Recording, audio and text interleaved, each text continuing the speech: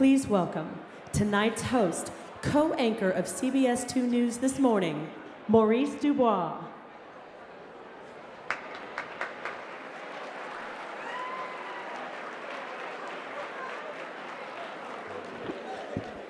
Good evening, everyone, and Michelle. It's great to be here with you. If you settle down, we can grab a seat. We can start the program. We have a really good one for you tonight. Shh. Ooh, that always works. That works really nice. Everybody's feeling really good still, right? It's been a week. Feeling good? Never felt better? What do you say we keep that going? I'm extremely thrilled to be here with you tonight to celebrate the National Urban League's 52nd Annual Equal Opportunity Day Awards Dinner. And from all indications, it's going to be quite an evening, and I'm honored to have been invited, to have been a part of it. So without further delay, what do you say we get started? Let's ask you to all stand and welcome the Reverend Thomas Johnson. He's a senior pastor of Canaan Baptist Church of Christ in Harlem. He's going to deliver the invocation, and then remain standing, if you will, because we're going to have the singing of the Star-Spangled Banner and Lift Every Voice and Sing by Mr. Charles Thomas. So everybody welcome Reverend Johnson.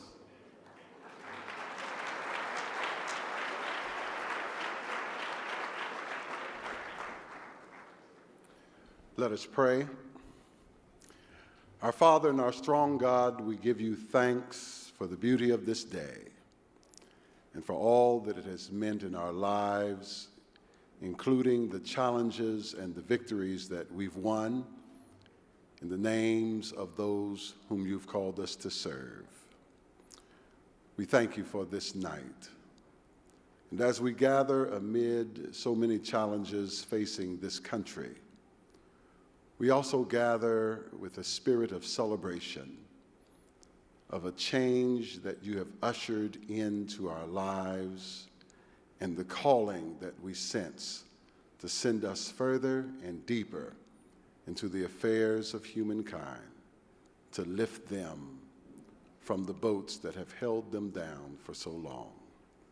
Grant that your spirit might move through this place to inspire us, bring us the joy here tonight that only you can give, challenge us to realize that there's something far greater than ourselves going on in this universe. Bless the work that we do, strengthen the staff that we have that are charged to do it, and then, oh God, help us always to remember that it's all done by your power. So we would now, O Lord, that as we partake of this food, that you make us mindful that there are those here tonight with appetites and with food, but yet there are so many around us who have appetite but no food, and those who have food yet no appetite. You have given to us both, and we are truly grateful. So hear our prayer. Incline your ear to us and grant us your peace. In your name, amen.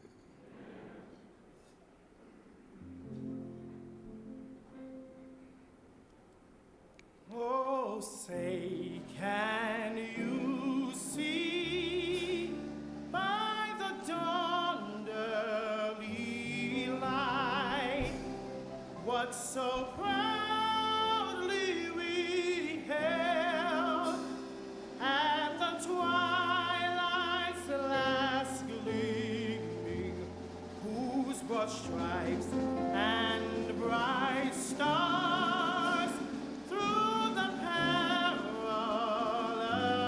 fight o'er the ramparts we watch were so gallantly streaming, and the rocket's red glare, the bomb bursting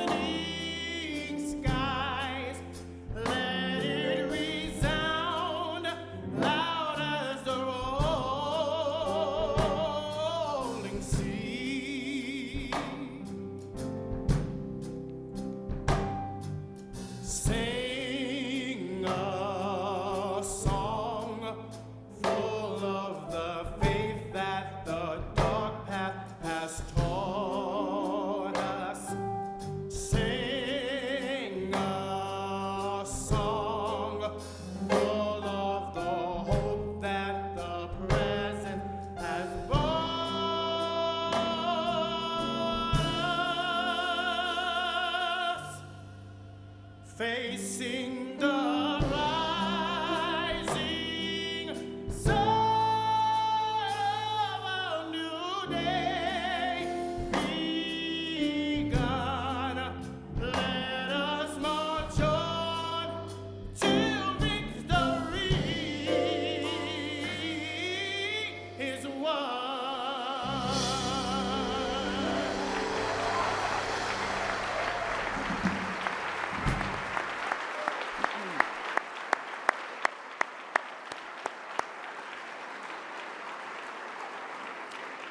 Please be seated, everyone.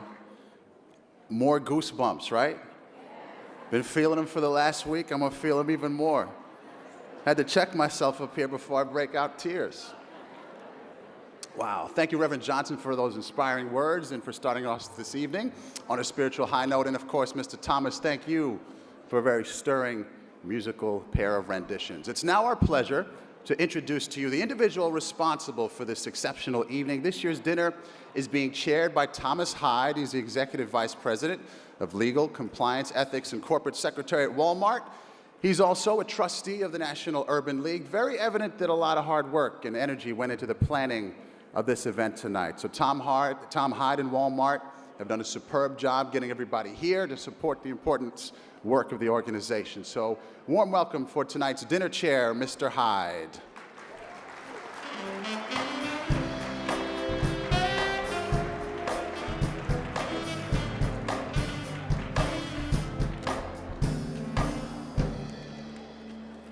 Thank you, Maurice, and good evening, everyone.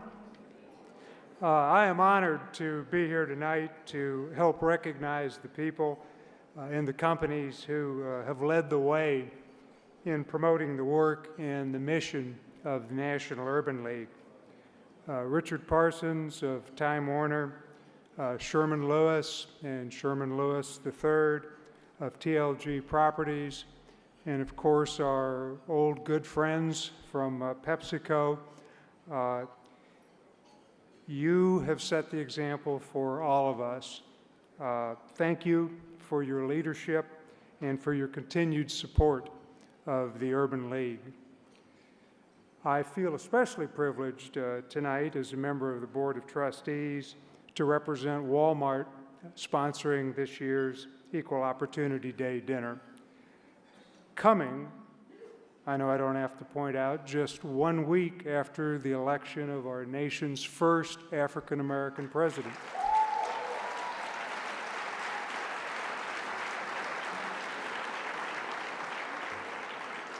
It is about time, isn't it?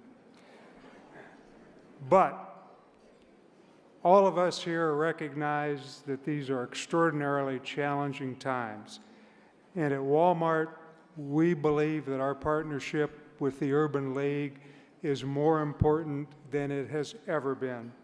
Organizations like the Urban League, companies like the companies that are represented here, individuals, all have to get together with our government to address the challenges that face our nation, our families, and our communities.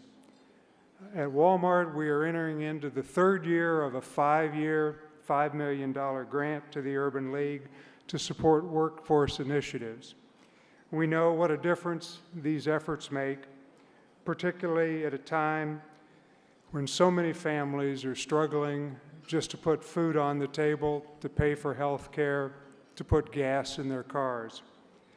We all see this every day in our communities, and at Walmart, of course, we see this play out every day in real time in the clubs and the stores. The need to do even more is clear and compelling in these times. And with the kinds of results we have already seen, we're going to increase our investment. It's for that reason that I'm pleased to announce that Walmart is doubling its support of the Equal Opportunity Day dinner.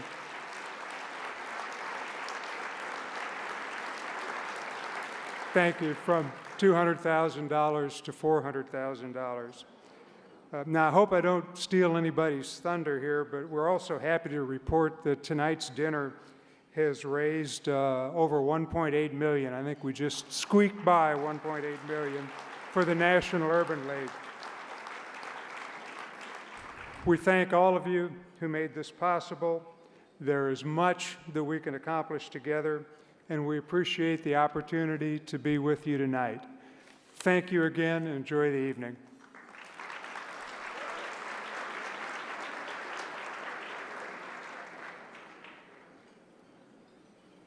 Thank you, Mr. Hyde, and congratulations on tonight's success. Tonight, we're continuing a 52-year tradition of honoring those who espouse the principle of equal opportunity and have made strides and significant contributions to sustain that principle. PepsiCo, Dick Parsons, and Sherman Lewis III are all very deserving of this tribute and this honor. And through their deeds and actions, they've each demonstrated exemplary leadership. So our first honoree tonight is Dick Parsons, chairman of the board at Time Warner. And we call to the stage right now the president and chief executive officer of the National Urban League, Mr. Mark Morial. Mark.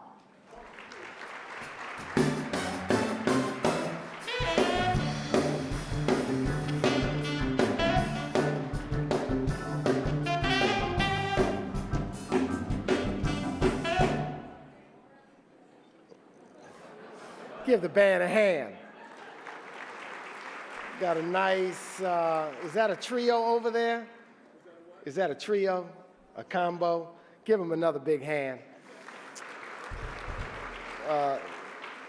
Thank you very much to Maurice Dubois. Good evening, ladies and gentlemen, Urban Leaguers. I have the very distinct pleasure tonight of presenting the National Urban League's Leadership Award to a friend, a colleague, and a partner, Richard Parsons.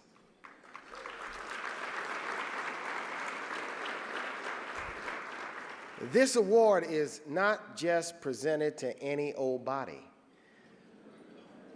This award is presented to those corporate citizens who exhibit foresight, conviction, and also demonstrate exemplary leadership skills and vision. They are advocates of the National Urban League and its mission and its people. And they are committed to the fundamental principle of equal opportunity. All of these qualities, no doubt, are evident in our friend Dick Parsons.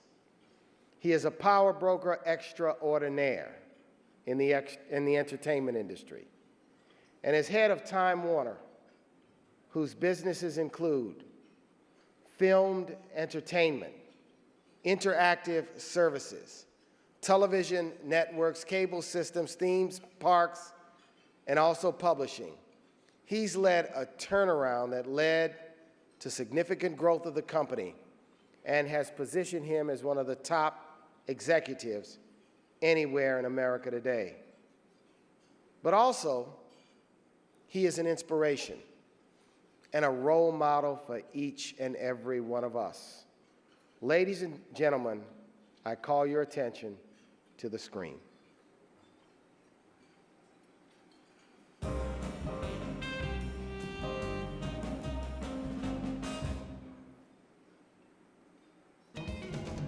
Richard D. Parsons is the epitome of a leader, a visionary who is always looking ahead and moving forward, creating an environment where values meet opportunities.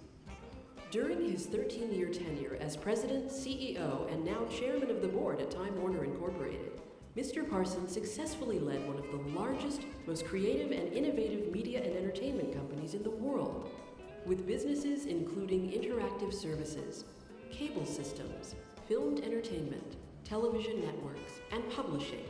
As CEO of Time Warner, Mr. Parsons turned around the company and put it on the path to sustainable growth.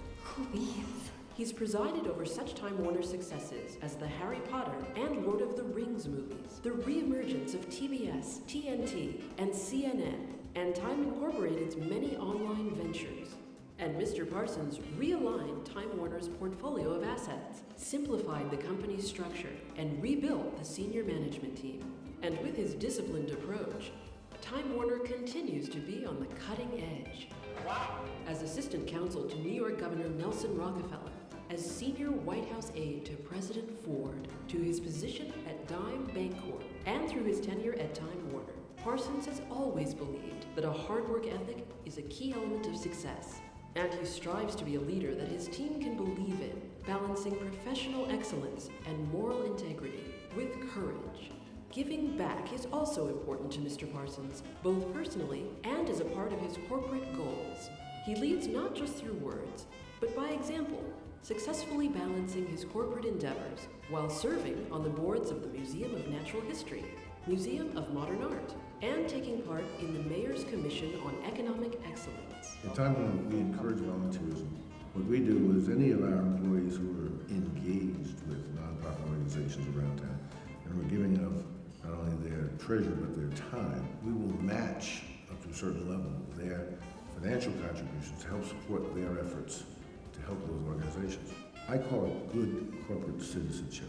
Time Warner and the National Urban League have worked on a variety of community efforts during their long-standing partnership. Most recently, Project Ready, a comprehensive program that has successfully assisted 9th and 10th graders prepare for institutions of higher learning. Currently operating in 8 Urban League markets, Project Ready provides collegiate and life skills to disenfranchised youth. And thanks to the help of Mr. Parsons and Time Warner, the Urban League will open 3 additional centers during the 2008-2009 school year. Richard D. Parsons, Strength and Leadership Through Humility.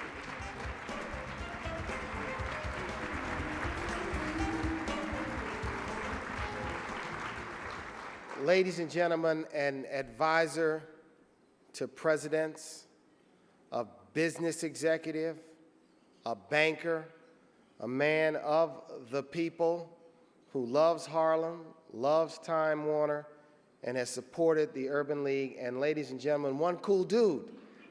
On behalf of the National Urban League, I present to Dick Parsons this year's 2008 Leadership Award.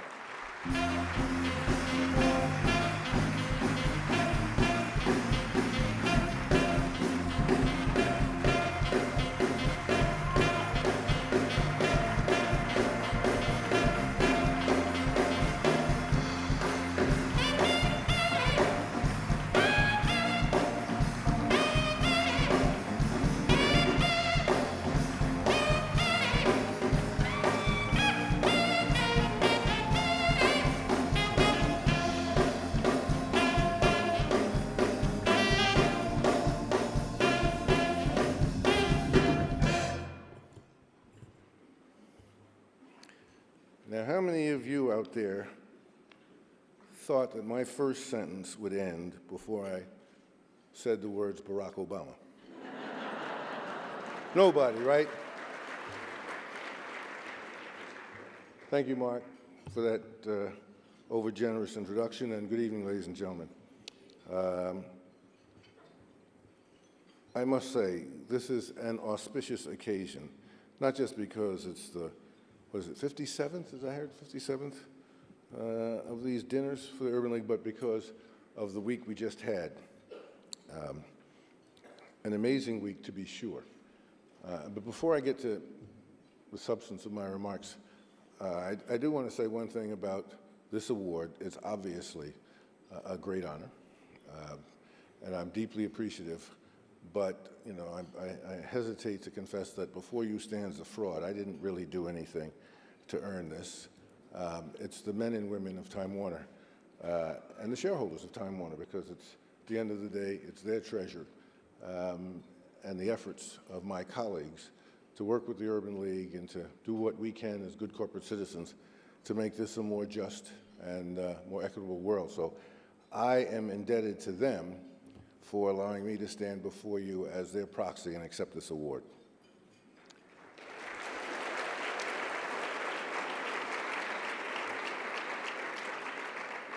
Now, having said that, let's get back to the elephant in the room, Mr. Obama.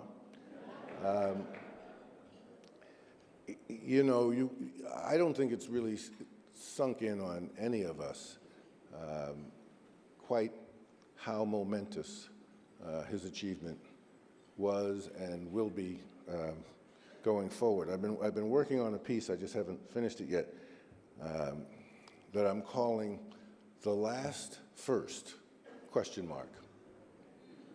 Because I've lived in a world where any time an African-American, male or female, achieved the heights of any given area of endeavor, it was, Jackie Robinson was the first, right, to break the color line in baseball. Thurgood Marshall, first U.S. Supreme Court Justice.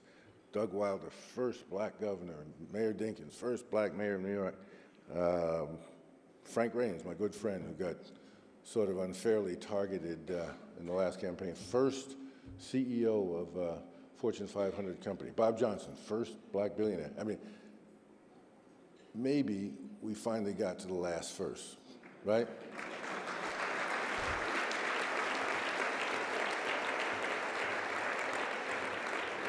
Because it don't get no better than this. So what does that mean? Does that mean that it's over, that we've reached the promised land? Well, obviously, you all know that it doesn't mean that. We're closer. It's certainly an encouraging development, but we still got a ways to go to get to the promised land. I think the significance of, at least one of the significance of President-elect Obama's achievements, though, is that it shows African-American boys and girls growing up in this country can aspire to anything and can achieve.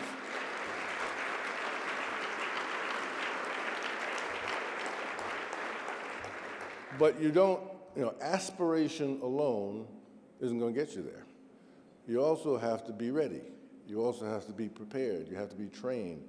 You have to have developed your mind so that you can engage and compete. And that's why, in my judgment, the Urban League is more relevant now than at any time, because its focus has been on just that, preparing young African-American boys and girls to be competitive in a world where they now know they can achieve and succeed. That's one of the reasons we put close to $1 million in this project Ready, because it's helping close the education gap. It's helping bring more of our community into the competitive mainstream.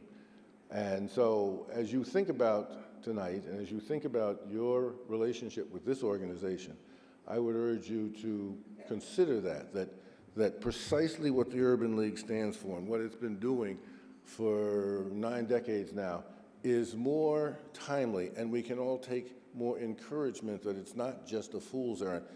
This can work, and it has worked, and it just needs to work some more. So my encouragement to all of you is to, let us march on till victory is won.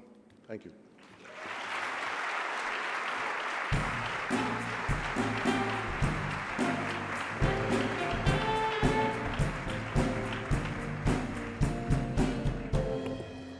Congratulations, Mr. Parsons. Thank you very much. The other 800-pound elephant in the room is, what was it like to be in that room on Friday?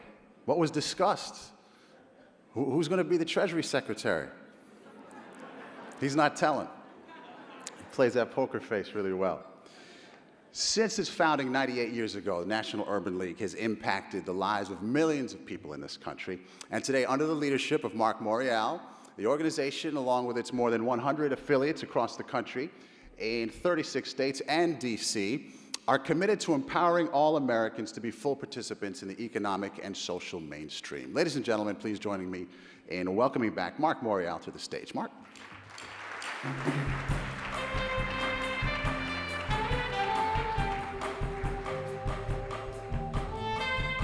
Thank you very much. Good evening.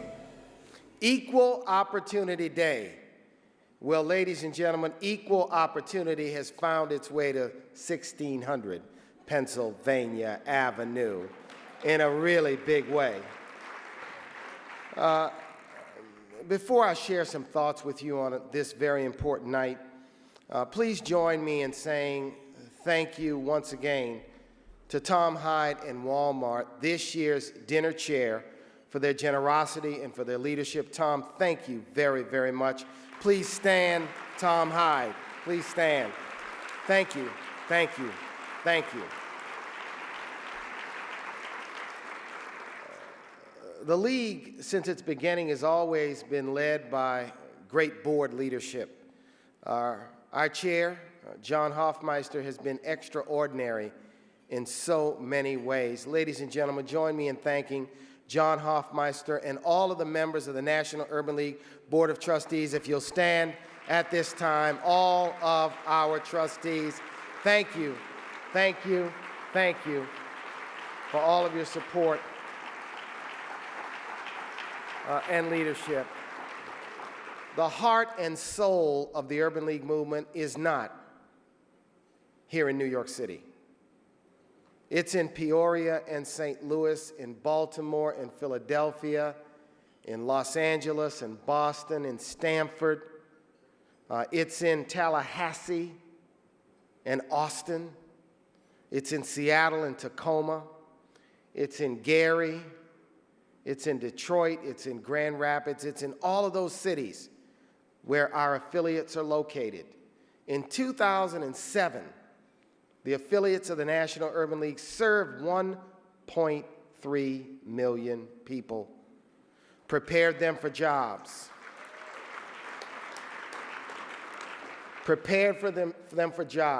helped them become homeowners, and saved them, in many cases, from foreclosure.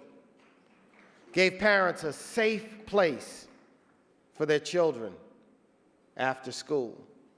Provided early education and literacy to tens of thousands of young people. Ladies and gentlemen, many affiliate leaders have joined us here in New York tonight. Would all of our affiliate leaders please stand? The affiliate leaders, the affiliate CEOs, the guild leaders, the young professional presidents, please stand. Ladies and gentlemen, the heart, the soul of the Urban League movement. It's in the cities across America, in the neighborhoods. My work is supported by so many people, but most especially my most important friend, my bride, the love of my life, Michelle Miller, who also has a day job at CBS Network. Tune in. Ladies and gentlemen, thank you, Michelle, so much for everything you do. Please stand. Please stand.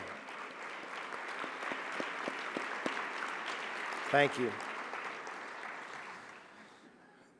Tonight is underscored by what Dick Parson shared with us. And we gather at this incredible time in American history where we've been witness and participants in a transformational election. I'm excited, yes, because a man of color will occupy the White House in January of 2009. But I'm excited because a brilliant man, a compassionate man, a great communicator with conviction and intelligence who prepared himself for this time and this moment in history. It's a great burden to be a pioneer. Ask Dick Parsons, ask Frank Raines, ask David Dinkins. I had an opportunity to grow up in the house of a great pioneer, my late father, and know that the burdens that our new president will carry, the burdens that he will carry require that we hold his hands and lift him up, that we lift him and his family up. But I'm also excited because as a movement and as an organization that champions the weak, the disadvantaged, the dispossessed, that champions those who are locked out and those who are left out, finally, after quite a long time, Our issues are going to be discussed at the big table in the big house by the big man. And that means that we have an administration incoming that I want to note, ladies and gentlemen, that endorsed our urban agenda, the Opportunity Compact, that has been receptive to our thinking about schools and education, jobs and workforce, housing and small business. And that's all an organization like ours can ask for, is that we are participants in fixing and changing the problems that this country faces. We're in economic trouble. 800,000 jobs lost in the last 9 months, moving up, according to the last report, to 1.2 million.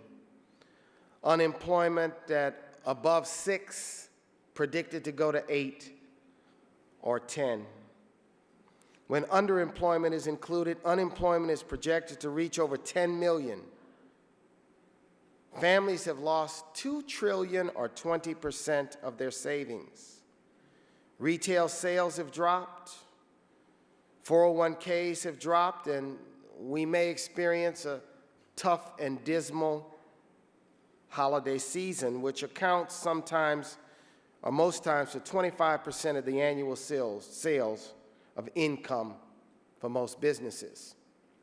One way to look at the challenges we face is with great despair.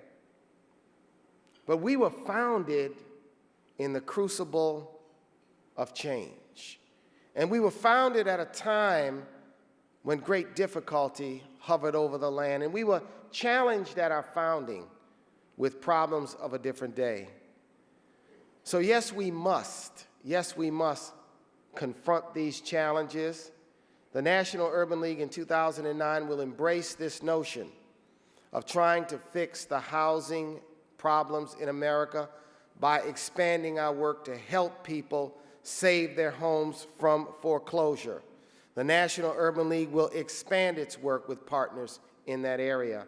In 2009, we will begin the process of planning for our 2010 centennial, which takes place in 2010.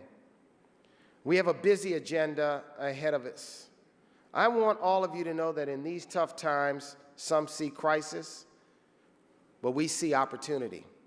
We see opportunity to lead. We see opportunity to step up and stand up. We see opportunity to make a way where some say there ain't no way.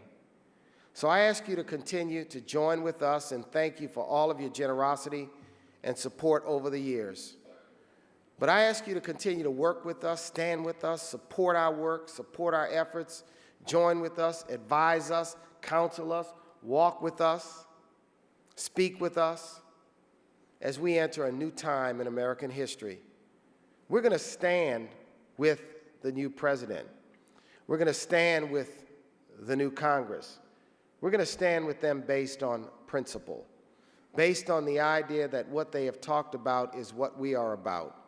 But we also are going to stand with them by understanding that when one is a pioneer, he or she needs a whole lot of support.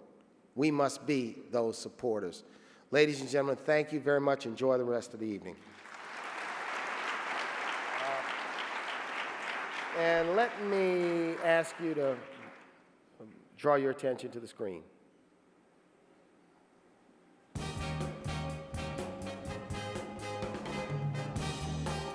As America stands at a crossroads, the National Urban League movement is well positioned to become the leading civil rights and direct service organization of the 21st century.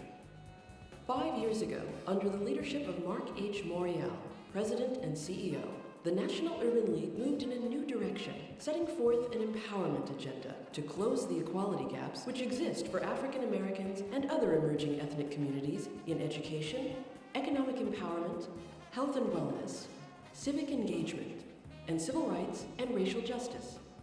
In his first year, Morial secured over $10 million in new funding to support affiliate programs. Since 2003, the National Urban League created the first legislative policy conference, NUL on the Hill, revamped the State of Black America report, created profitability for the annual conference, and secured a $200 million equity fund for urban minority businesses.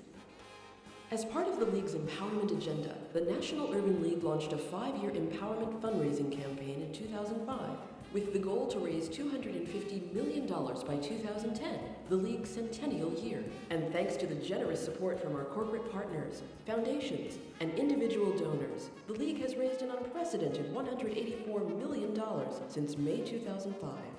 This includes $7 million from corporate gifts toward the infrastructure fund of the campaign. Funding from the Empowerment Fundraising Campaign will help to strengthen the League's infrastructure, expand current offerings, and develop innovative programs to impact the lives of Americans for generations to come. To address the challenges faced by those underserved in urban communities, NUL's Policy Institute unveiled the Opportunity Compact in 2007, advocating that all Americans should have the right to thrive, earn, own, and prosper. And our new President-elect Barack Obama endorsed the plan. Working side by side with elected officials, the Urban League stood up for those facing home foreclosure by authoring the Home Buyers Bill of Rights, advocating legislation to protect homeowners. And because of the Urban League's strong voice, President Bush recently signed a bill which contained language recommended in the Home Buyers Bill of Rights. Over the past 5 years, the Urban League has also instituted an array of outreach efforts at the grassroots level, like the Economic Empowerment Tour, which helps educate families on the issues of homeownership, financial literacy, entrepreneurship, and employment. Under the Empowerment Fundraising Campaign, 5 entrepreneurship centers were opened across the nation to offer management assistance and training designed to improve the business acumen of minority entrepreneurs. And over 270,000 youth and formerly incarcerated adults were prepared for employment opportunities through the Urban Youth Empowerment Program. The Urban League also leads the way in response to crises, providing free foreclosure prevention counseling to African American homeowners in 30 cities across the country. 1,115 home foreclosures were prevented in 2007.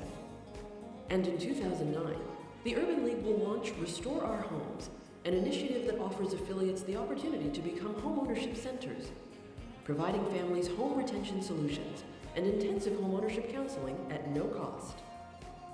Support from the campaign has helped the League to prioritize education in minority communities nationwide through Project Ready, an in-depth program assisting 9th and 10th graders in 8 Urban League markets prepare for institutions of higher learning, with 3 additional centers scheduled to open during the 2008-2009 school year.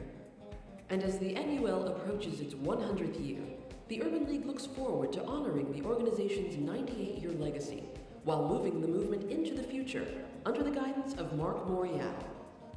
Working side by side with the Urban League's leadership and 102 affiliates, advocating change for urban communities across America. But the Urban League never forgets those who paved the way during the past 98 years. The centennial means so much to so many people. We celebrate our past, we examine the lessons learned of that past, and most importantly, we position the future. It's an exciting time. We'll set the movement in the directions that we believe will be most important to all of us over this next century. The National Urban League Movement, empowering communities, changing lives.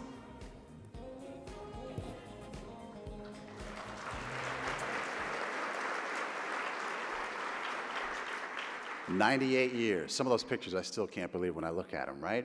The success that the League has experienced can be attributed in large measure, obviously, to the many corporate partners who assist in the League in advancing its work. And tonight, we're going to recognize 2 such partners who've, over the years, made significant and consistent contributions to the National Urban League. In fact, the first inductee has contributed $1 million or more to support the vital work of the League. Ladies and gentlemen, we now present the 2008 $1 Million Hall of Fame inductee, and joining us to present the awards are Mark Morial and John Hofmeister, the chairman of the National Urban League. Gentlemen.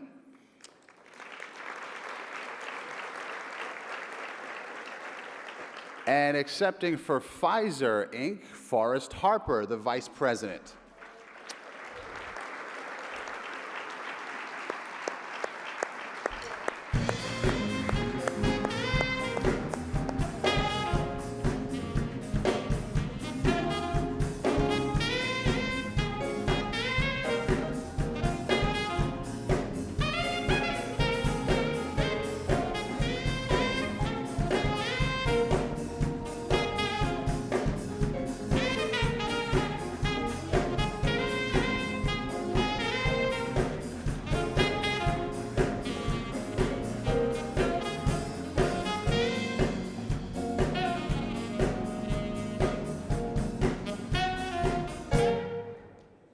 You don't want to keep playing?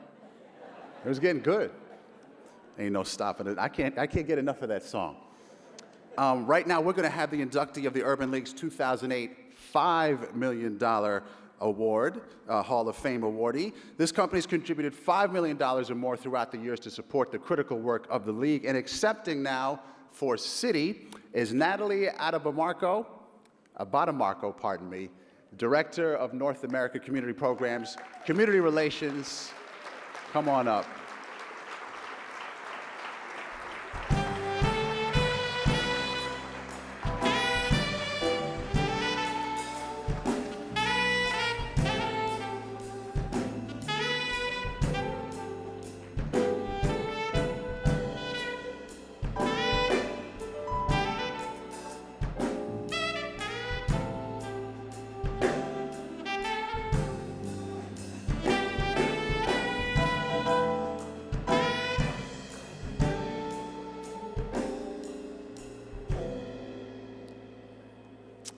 Right now, we're going to call up Patrick Gaston. He's the president of the Verizon Foundation to make a very special presentation, and he's got a huge check on his hands, too.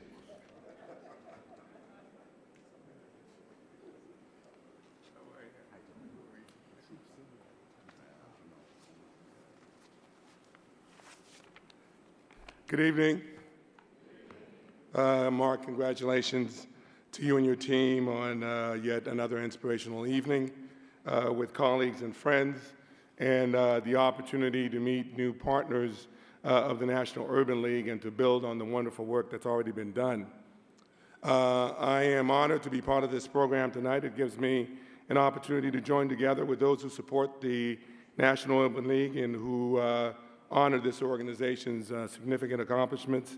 And I also want to recognize all the awards recipients this evening. Under the leadership of Mark Morial, the National Urban League has continued to evolve, and so has Verizon and its partnership with the National Urban League. In that process, we have come to share our concerns for the future of our youth in this country, and particularly the future of African American youth. It's no secret to any of us that our public policy and our public education system is in a state of crisis. And it cannot produce, and it's difficult to produce, the kinds of minds that Richard Parsons spoke of so eloquently earlier this evening. We can't stand by when 47% of African American students and 42% of Hispanic youth do not complete high school. It adversely impacts employers like Verizon, who are seeking to hire talented and skilled employees to help our company, our business, our industry to succeed in the 21st century. It impacts the community, it impacts our economy. So Verizon and the National Urban League began to explore more innovative approaches and thinking about new ways in which we can work together, the nonprofit community and the corporate community, to develop effective solutions that address these fundamental issues.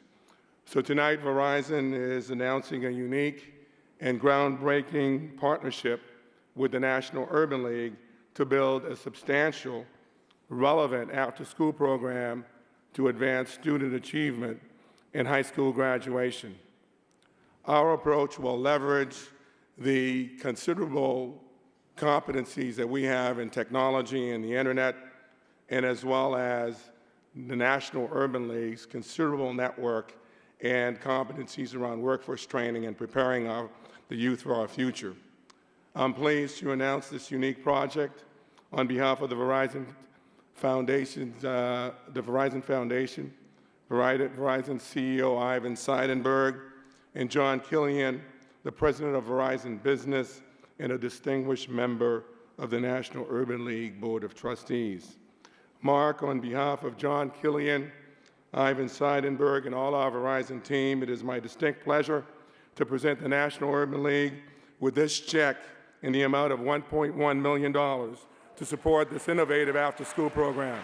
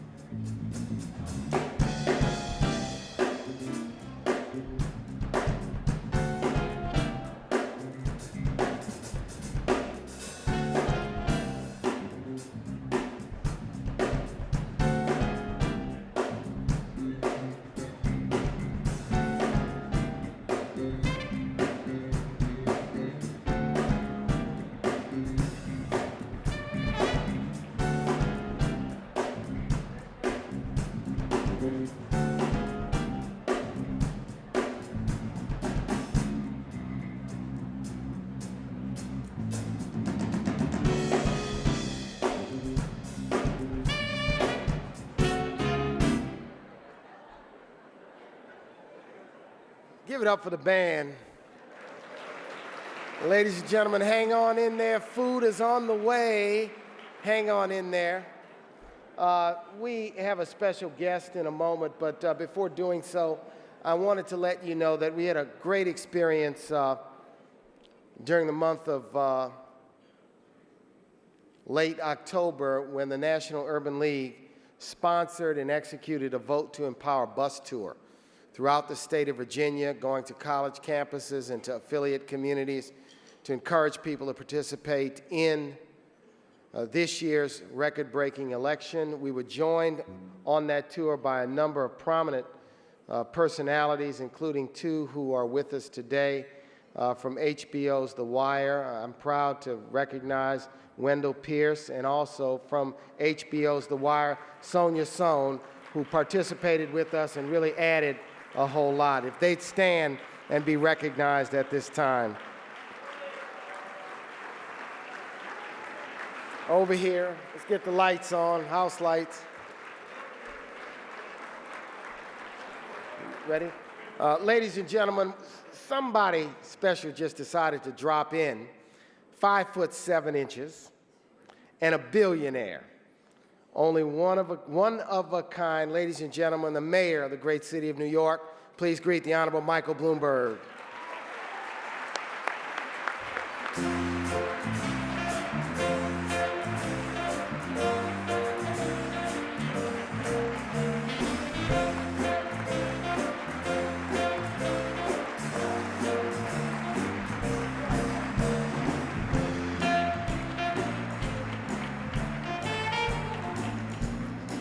Thank you. I just wanted to stop by and congratulate your winners. This is actually my 4th event tonight. I have been all over, but it's all been nice events. I just got a standing ovation before this in Bushwick from a bunch of kids, 6th grade to 12th grade. The whole school turned out. And I can only tell you, I'd get all the votes in that room. Don't know about this. Anyways. I just want to congratulate PepsiCo and Sherman Lewis and Sherman Lewis III, but particularly I came to say congratulations to my friend Dick Parsons. Dick, where are you? There he is. Now, I was with Dick at the Apollo the other night, and Dick was very impressed with himself.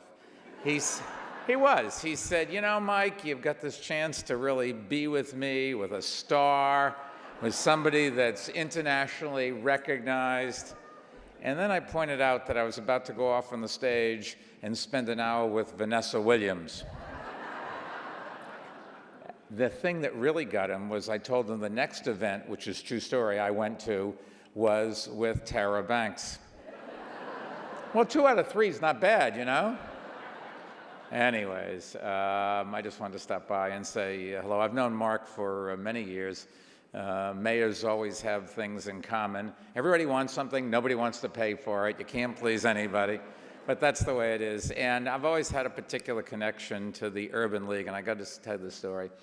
Back in 2001, I decided I would run for mayor, so I'm going around town, and I meet this guy that has a pin on his lapel, and it's an apple with an equal sign. And I had no idea that it was the symbol of the New York Urban League, but what I did know was that it said to me everything that my parents taught me about what a great city should be. The apple is obviously New York, but the equal sign is that this is a city that's really open for everyone. And so I said to this guy, if you give me that pin, I will wear it for the rest of the campaign. Well, I have worn the pin ever since. If you ever need an extra one, I carry a bunch in my pocket. Thank you very much. And to add insult to injury, I then hired the guy who gave me the pin away from the Urban League. It was Dennis Walcott. No good deed goes unpunished. Anyways, the Urban League does some wonderful things, and this is a wonderful city.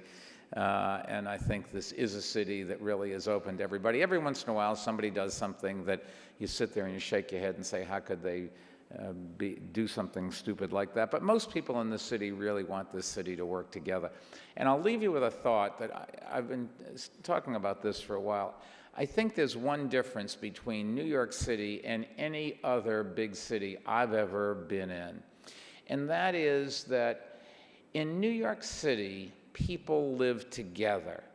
Other cities have mosaics. They can be very diverse. They can get people from all over the world. London, if they say they speak as many languages as we speak here, and people come from different countries, as many as we do here. But the difference between New York City and every other city that I know of is in one block, you can have mixed use. You can have retail and residential and industrial and commercial. In one block, you can have subsidized public housing and market rate luxury housing. In one block, you can have every different ethnicity and religion and orientation and whatever. And the difference is that while people may not, for all I know, don't even like each other, maybe they don't socialize together, but by living together, mixed together, they all go down the same steps in the subway, and they all go and hail a cab at the same corner, and they all get their coffee at the same Starbucks, and they all buy their paper at the same kiosk. So in New York City, different people aren't threatening. And that's, I think, why this city works so well, why people get along. You only have to do a parade, and anybody that would like to march in a parade with me, I would love to have you. I don't know where you were the year that I raised property taxes, closed firehouses, and put a smoking ban in, but even that parade was fine. Well, it wasn't so fine, but it was okay. It just toughened me up after that. But I think New York City really is something unique, and it's something that I've been very proud of. We have a long ways to go. We're clearly going to have some big economic problems. Stock market was down again today. The stores are reporting terrible sales. Advertising businesses are falling apart. Newspapers can't get any ads. Magazines, radio, television. And there's lots of problems. But the good news is that we started a few years ago putting some money away because we kept saying that the good times couldn't last forever. And so the city, well, we have to economize. We have to find other revenue sources. We have to find ways to do more with less. Revenue sources is a euphemism instantly for taxes, in case you didn't get the message.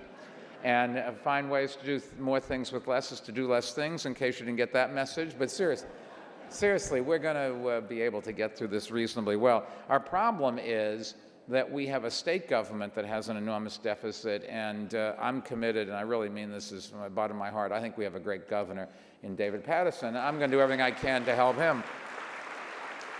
And I've already told David, if he wants to cut services and tax the rest of the state away from New York City, I'm behind him 100%.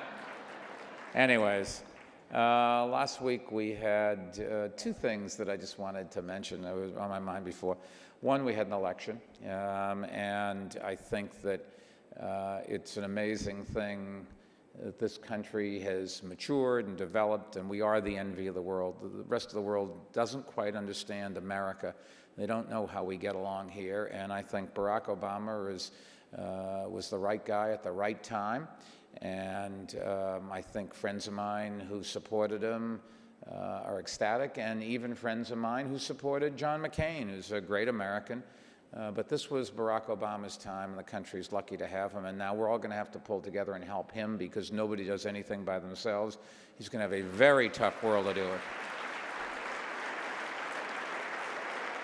And the other thing that happened last week was 2 days before, and Mark will know this guy, 2 days before the election, there was a friend of mine, Terrence Tolbert, who worked for the Department of Education, worked on my campaigns. He was an African-American who ran the outreach to the Jewish community for my campaign, and the Albanian community for my campaign, and the Chinese community for my campaign. And Dennis had taken some time off from working at the Department of Education, and he got a job representing Barack Obama and running Senator Obama's campaign in Nevada. And Terrence worked his fanny off. I've never seen anybody work so hard. And he died of a heart attack 2 days before the election. And if there was ever anything that was tragic, particularly when Nevada went for Obama, And this is the guy that did it, and he wasn't around to see it. So, you know, there's good and there's bad, there's tears and there's laughter. Somehow or other, you got to believe that Terrence is looking down on us here. We have a responsibility to make this city and this country better. Looking down on President-elect Obama and praying that he has the courage to stand up and lead this country forward. Goodness knows we need it. The world expects us to do it, and we expect us to do it. And we're going to work together. And Dick, I just wanted to say thank you for your friendship over the years. Dick Parsons has been one of the 2 or 3 mentors to me since I was in the business world many, many years ago, and a young guy. He's much older than me, much. And so I can benefit from his maturity. Anyways, we're lucky to have you in this city. Thank you very much for having me. Good night.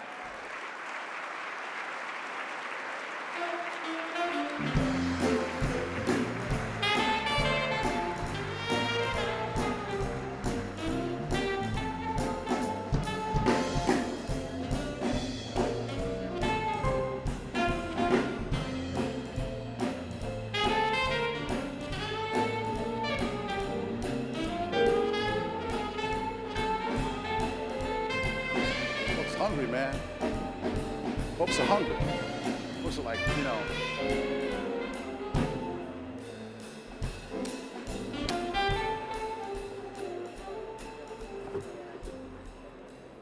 Thank you, Mr. Mayor. We appreciate it. And while they talk amongst themselves, it's dinner time. Enjoy. We'll continue shortly.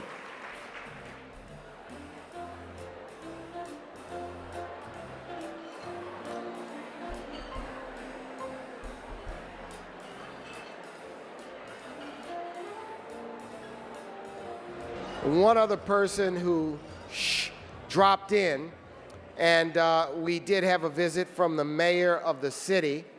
Now we've had another drop-in visitor.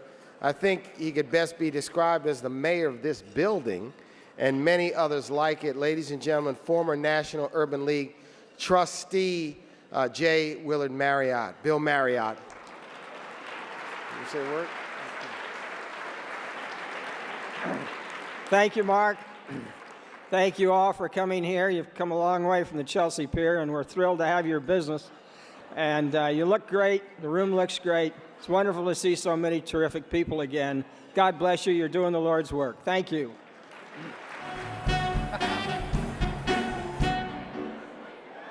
How about that band? Thank you, guys. We can grab our seats, everyone. We can continue. Please. It's magical how that works. Hope you enjoyed your dinner. Dessert is there. I got to leave in just a little bit. I got to get up and do a little TV show from 5 to 7 a.m., which I hope you will watch on Channel 2.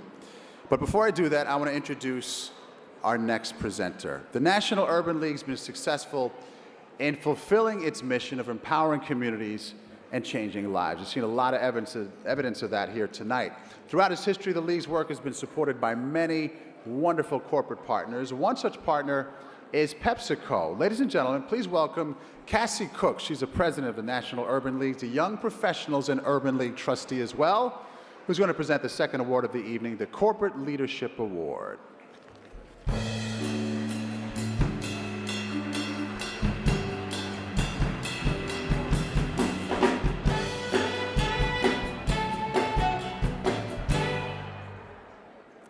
Thank you, Mr. Dubois.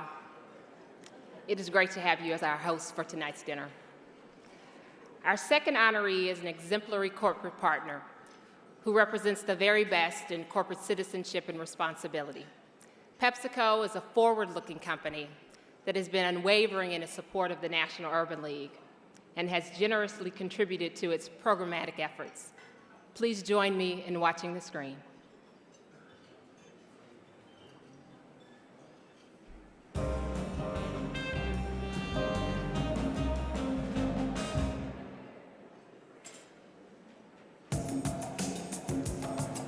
Serving as one of the world's largest food and beverage companies, PepsiCo has an extensive history of diversity, inclusion, and corporate citizenship. PepsiCo has received consistent recognition for its diversity and inclusion programs, including recent commendations in 2008 by Black Enterprise Magazine and Diversity Inc. as one of the top companies for diversity. But the company's commitment to diversity has been a guiding principle well before this decade, as PepsiCo has a rich history of partnering with and providing opportunities to minority communities since its earliest days, and was among the first U.S. companies to hire African Americans for professional roles. In 1947, PepsiCo President Walter Mack envisioned a new marketing idea and hired Edward Boyd, a former executive of the National Urban League, to develop a marketing strategy targeted toward African Americans. Sales grew as Boyd's pioneering ethnic sales team traveled the country selling Pepsi-Cola, positioned celebrity advertising campaigns, and placed point-of-purchase promotions featuring African Americans. After succeeding Boyd in 1950, Harvey C. Russell continued the ethnic team's sales initiatives, and in 1962 became the first vice president of a Fortune 500 company.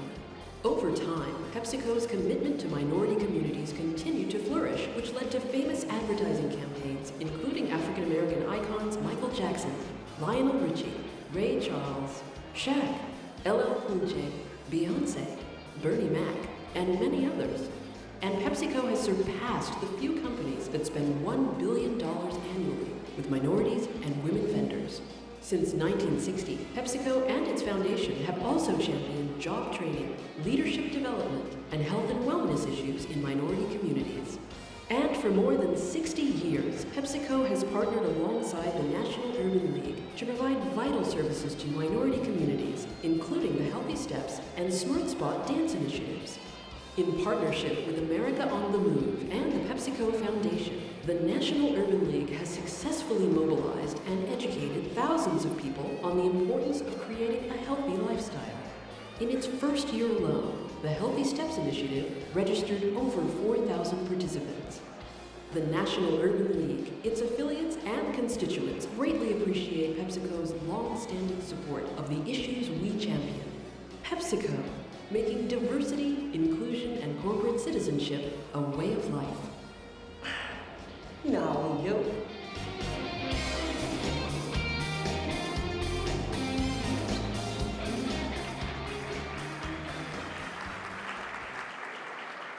On behalf of the National Urban League, our trustees, staff, affiliates, volunteers, and constituents, we present PepsiCo with the National Urban League's Corporate Leadership Award. Maurice Cox, Vice President, Corporate Development and Diversity at Pepsi-Cola North American Beverages, will accept the award on behalf of the company.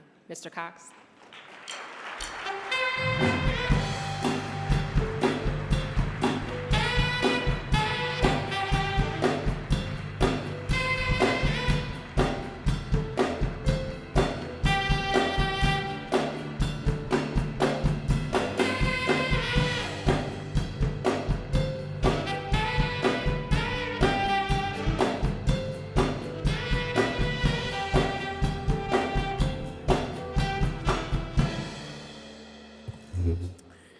Thank you very much, Cassie. To all you out there tonight, especially my good friend Dick Parsons, and Sherman Lewis, Sherman III, I salute you as well. To John Hofmeister and to Mark Morial and the entire National Urban League family, thanks for all that you do for all of us. And thank you so much to all of you for being here this evening. On behalf of our Chairman and Chief Executive Officer, Indra Nooyi, and my fellow 185,000 PepsiCo associates around the world, I am honored, very, very honored, to accept the National Urban League's Corporate Leadership Award this evening on behalf of PepsiCo. You know, a few weeks ago, I was reunited with a friend after about 25 years, and as he introduced me to another colleague, he said, "We go way back." And that was true, but there wasn't much in between. There had been very little contact between us, but it was okay. It was a great reunion. But when I say we go back, way back with the Urban League, there's an awful lot in between, as the video suggested. I would like to think of this evening as an evening of reinforcement and an evening of recommitment of the deeply held principles that actually brought us together many, many years ago as partners. By the way, the little boy in that video smiling at his mother reaching for the Pepsi was a boy model. His name was Ron Brown. He grew up to become our nation's first African-American Secretary of Commerce. And you know what? I knew the secretary, and every time I would see him, he would say to me, you know what? I didn't get paid for that ad. I want my money. We are very, very proud of the National Urban League's recognition of PepsiCo, and we share a rich history of pushing the envelope of equality. Now, in the 1940s, that did not make either of us particularly popular with certain elements of the mainstream.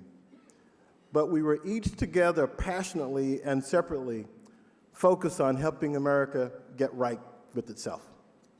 Now, having said that, we live in a world today where it's not what you've done, but what you are doing and what you will continue to do. And our commitment today is just as strong as it has always been, and it is rooted in the principles of fairness and economic opportunity. So we are deeply touched as a sponsor and as a partner to celebrate the distinguished history of what I think is a great, great organization.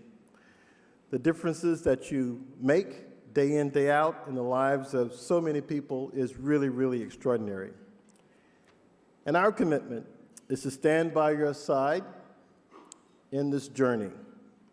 We are proud of what we've accomplished together, but we are truly, truly excited about the future. No doubt we've witnessed an awful lot of history in the last week, but this is only the beginning of a new chapter. We have to finish the book. And with the help of the Urban League and its affiliates throughout the country, I'm convinced we will do exactly that. Thank you very much for this honor.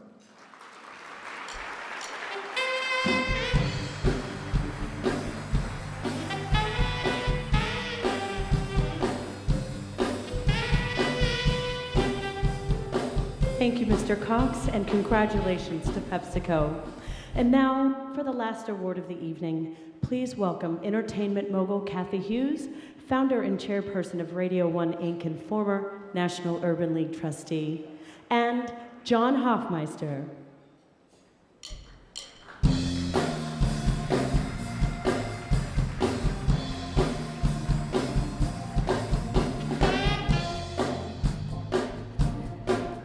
Thank you so much.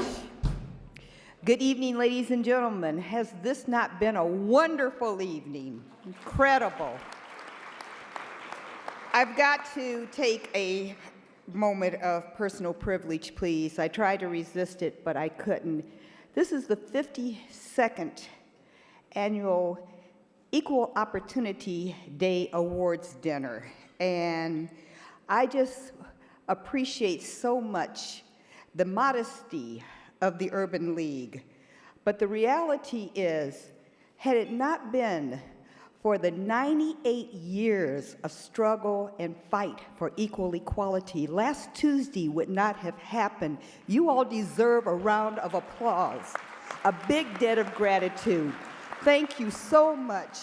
I know what the Urban League has done for me and other entrepreneurs like myself, and last week, that 98-year battle, particularly tonight as we talk about Equal Opportunity Day, the victory was won because of your efforts. Please give yourself a bigger round of applause than you just did. You deserve it. Thank you to the Urban League. So happy to be here this evening to celebrate with you such an important award. They always save the best for last. The Entrepreneur Award is something that is so near and dear to my heart because the Urban League has been fighting for a long time, committed to encouraging and expanding and working with minority businesses. Minority business in America is at an all-time high.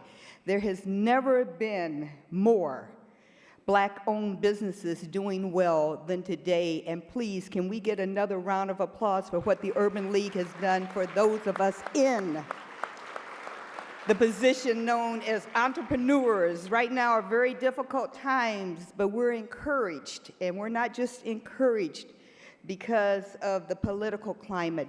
We're encouraged because we know the Urban League and the bridges that you all have built over almost 100-year history will be there to carry us through these difficult times.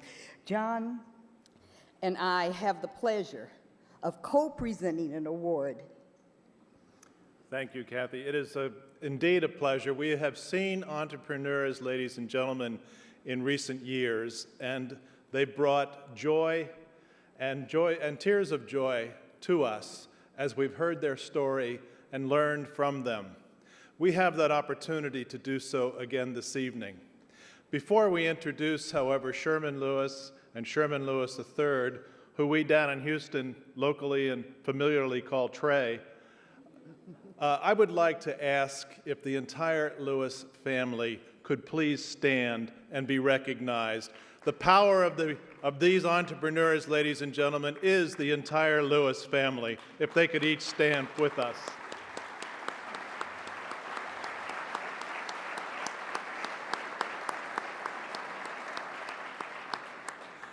Through a collaborative partnership with the National Urban League, the Lewis Group, a company with strong, successful track record in the fuel business in the Houston area, acquired 10 branded retail Shell stations. These retail stations are a very important part of the communities in which people live. And when you live in a hurricane-prone district like Houston, Texas, ladies and gentlemen, and your family's welfare depends upon your ability to not just get out of town, but get back to town when the storm has passed, you really appreciate your local retail fuel dealer. It is a pleasure to have been a part of Shell in my career and to have met the Lewises at a very important juncture in their career and find ways in which the National Urban League, the Shell Oil Company, and the Sherman Lewises could all come together. The group has operated Shell-branded stations for several years. They've consistently increased gasoline volumes at their sites, and they've been recognized as one of the largest minority-owned businesses in the Houston area. It's indeed a great pleasure for me to co-present the League's Entrepreneurship Award to Sherman Lewis, Chairman of the Board, and Sherman Lewis III, CEO of the Lewis Group. Please join us on the stage. Will you please watch our video?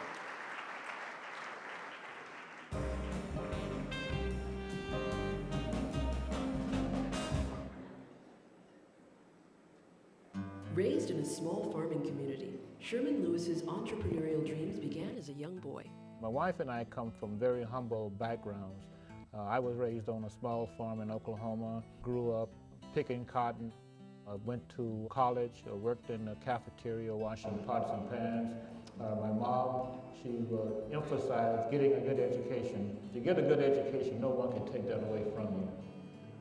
As a young person, Trey was basically more interested in work and business and studies. I recall he wanted to go out and start working when he was 12 years old, and everyone thought he was too young to be working at that age. My father was a great role model. As a young child, I saw that if you worked hard, if you thought long term, that you could succeed. Sherman's wife, Bernice, also played a crucial role in preparing Trey and his sister Orgina for future success. She was always the one that was much more conservative and always taught me the value of saving, which has helped me immensely in being prepared for new opportunities that came along. While continuing to work at Langston University, Sherman worked part-time in the already established family business that encompassed real estate, web technology, and food service. In 2002, the Lewis family looked to expand their business, acquiring money by selling some of their real estate investments, personal savings, and the final 10% from personal credit cards, they seized the opportunity to lease and manage 10 Houston-based Shell gasoline stations. My father always tells me when there's an opportunity that presents itself, you always need to be able to take advantage of that opportunity. Then, in 2004, with the assistance of the Urban League and Motiva Enterprises LLC, a refining and marketing joint venture owned by affiliates of Shell and Saudi Aramco, the Lewises experienced one of the most important days of their lives, adding ownership of an additional 10 Shell gas stations to their portfolio. You could imagine the thought of owning 10 retail Shell stations in the thriving Houston marketplace. Imagine how many people wanted to compete to own those stores. But with their track record and with the financial backing that they could demonstrate, they stood tall. And they won in a flat-out competition. And in 2006, after working in traditional jobs his entire career, Sherman's dreams turned into reality as he joined the family business full-time. You know, I'm 67 years old, and I've always had dreams of being an entrepreneur. So you just can't give up on your dreams and your goals. Through the recent economic challenges, natural disasters like Hurricane Ike, and the normal ups and downs of business, the Lewis Group continues to grow and prosper, with sales exceeding more than 16 million gallons of gasoline annually, and over $100 million in annual gross revenue. In honor of their success, the Lewis Group was recognized in 2005 and 2006 by the Houston Business Journal as one of the largest minority-owned businesses in the Houston area. A business like this gives you a chance to manage a lot of people. We have 150 employees, and being able to work with them and motivate them and develop them has been very exciting. That's probably one of the most exciting parts about the business. It's so important from our point of view to give back. A lot of people helped us along the way, and we want to make sure to do the same with others. And the Lewises want people of color and all Americans to know that the American dream is possible. We come from a very humble background, and through persistence and diligence, we are where we are today.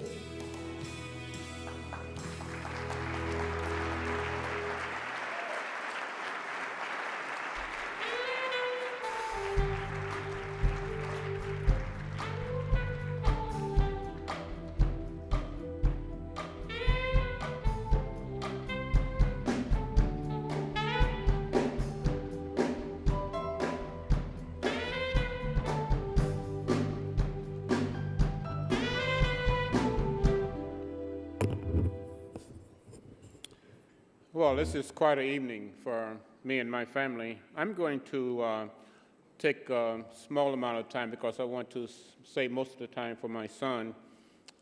He represents the future of the Lewis family. But first of all, I want to say thanks to Ms. Hughes and Mr. Hoffmeister for the introduction.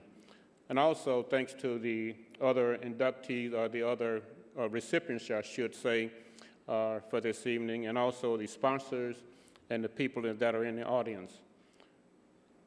Most importantly, I want to thank God for all his blessings for me and my family.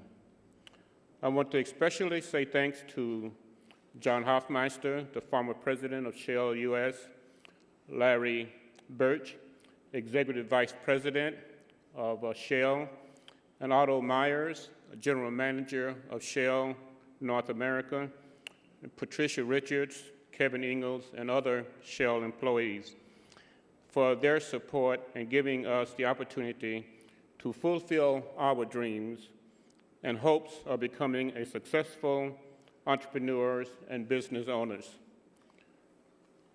My sincere thanks and appreciation to Mark Morial, President and CEO of the National Urban League, for honoring me and my family with their Entrepreneurship Award. It will be one that we will cherish forever. I have always had a great deal of respect for the work the Urban League does for minority business development and for America. It has been said that success is a journey and not a destination.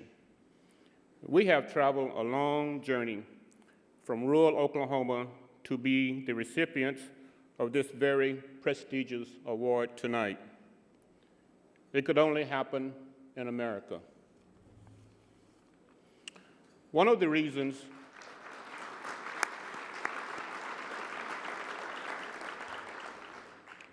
One of the reasons why we are here today is because of our parents. That's my wife and my parents, who wanted nothing more in life but to see their children have a better life than what they had.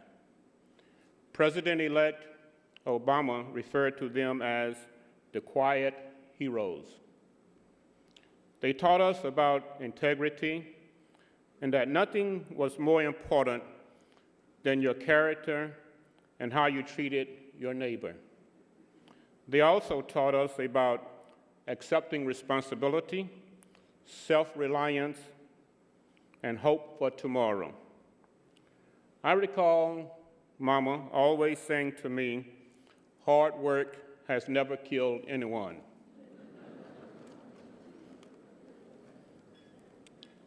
Now, President Reagan, you may have heard, he said, "Why take a chance?"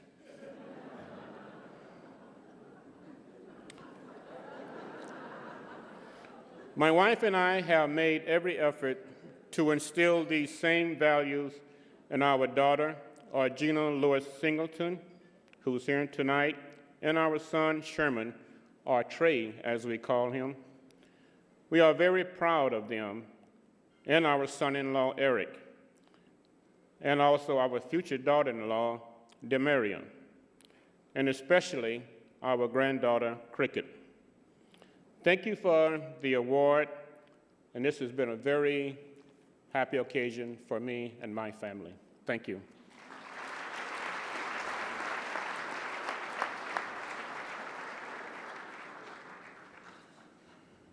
I want to thank Chairman John Hoffmeister and Ms. Kathy Hughes for that wonderful introduction and for honoring us with this wonderful award.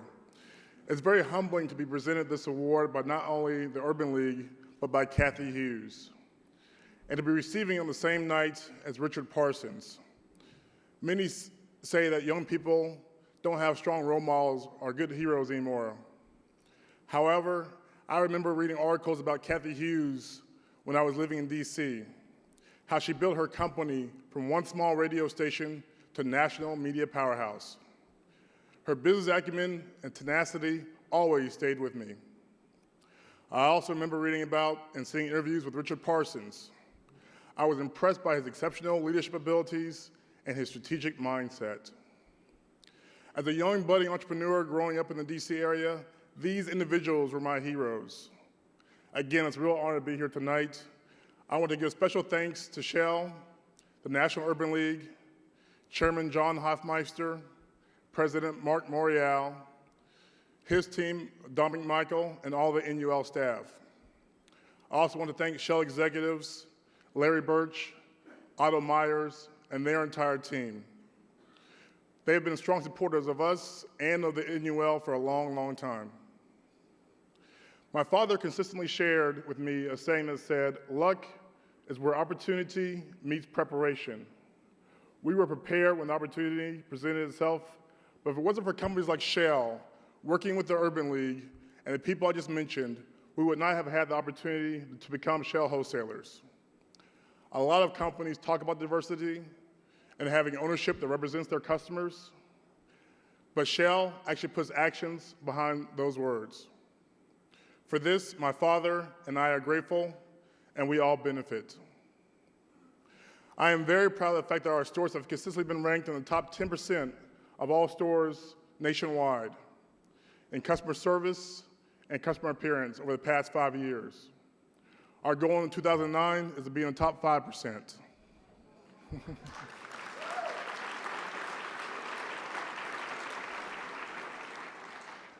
I'm not going to last too much longer, but while I'm here with my dad, I can't resist telling you a little bit about what it was like growing up with him. When my sister and I were young children, we would get reprimanded when we did something wrong. By the time we were entered 3rd or 4th grade, my father started the living room discussions. We knew we were in trouble whenever we got called to sit in the living room, because it was only used for adults or for the living room discussions. Now, if you know me or my sister, who by the way is a dean at the South Texas College of Law, You're probably thinking, when did you guys get into any major trouble? Well, for my dad, anything below an A- was major trouble. He would calmly proceed to ask a dozen questions, a dozen different ways, and try to figure out what we did or why we did it or how it happened. Now, these sessions were never short. We'd be in those stiff living room chairs for at least 2 or 3 hours. And if we didn't come up with a good explanation and have a plan for fixing it in the near future, we'd be in those chairs for much longer. I remember one time when I didn't get out of the chair until 1 o'clock in the morning. By the time it was over, my dad had weeded through all of the weak excuses that I had and had got me to accept responsibility and to develop a plan to correct my behavior. I still wonder if my dad would turn up the heat in the house because I would always be burning up, in addition to being mentally worn out after those sessions. It wasn't until I was an adult that I finally figured out what he was trying to instill in us. There is no good excuse for not succeeding.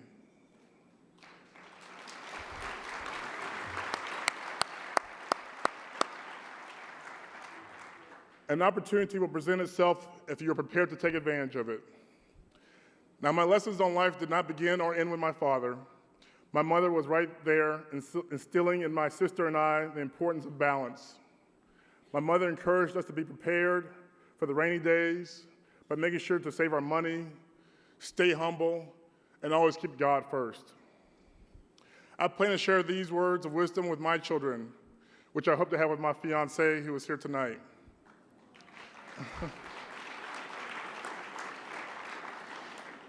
Now, you know you have a good woman when she doesn't complain about going out on Friday nights to do surprise inspections at 20 stores, or riding with you through a hurricane to make sure your stores are okay. Finally, I want to say for those who desire to have their own business one day, the young professionals in this room, first you need to save as much money as you can while you're working for someone else. We had to save close to $1 million to get into the shell business 5 years ago. For most opportunities, you will not need that much capital. However, for most strong opportunities, you're going to need at least $50,000 to $100,000. Second, you should read as many business magazines and books as you can. You will get a lot of great ideas and get a great understanding of various businesses. I've been reading them regularly for the last 20 years since I was 17 years old, and it's worked out quite well. Thirdly, only 1 in 10 opportunities that you find are going to be worthwhile. So make sure to do your homework before you jump into any business. As Thomas Edison said, opportunity is missed by most because it is dressed in overalls and looks like work. Never disappoint yourself by not working hard. There is no time clock when you're trying to succeed. Thank you again for this award. I appreciate it.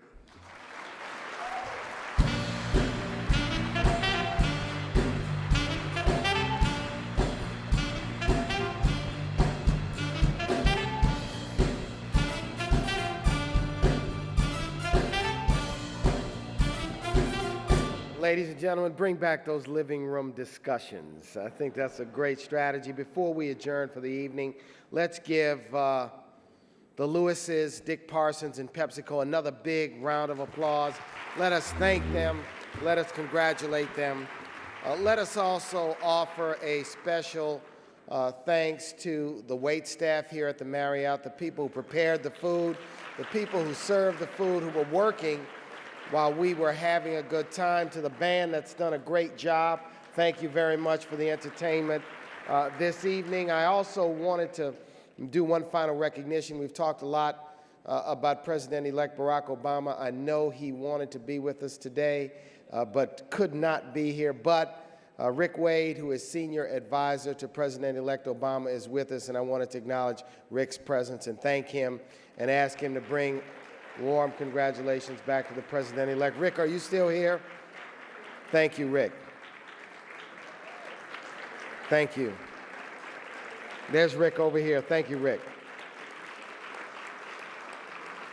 And finally, we want to once again thank the chair of the dinner tonight, who's done a fantastic job, Executive Vice President from Walmart, Tom Hyde. Thank you, Tom, for stepping up and helping us hit our target. Tom Hyde, ladies and gentlemen, really give him a round of applause for all of his great leadership. Tom, thank you so very much. And as we adjourn tonight, I'd like to ask you to mark your calendars for July of 2009, when the National Urban League Annual Conference is going to the Windy City. Going to the Windy City, the city of big shoulders, and the home of the president-elect will be in Chicago, Illinois, in July of 2009 for the 99th anniversary conference of the National Urban League. So please join us there. Ladies and gentlemen, safe travels. Thank you. You've been a great audience. God bless you.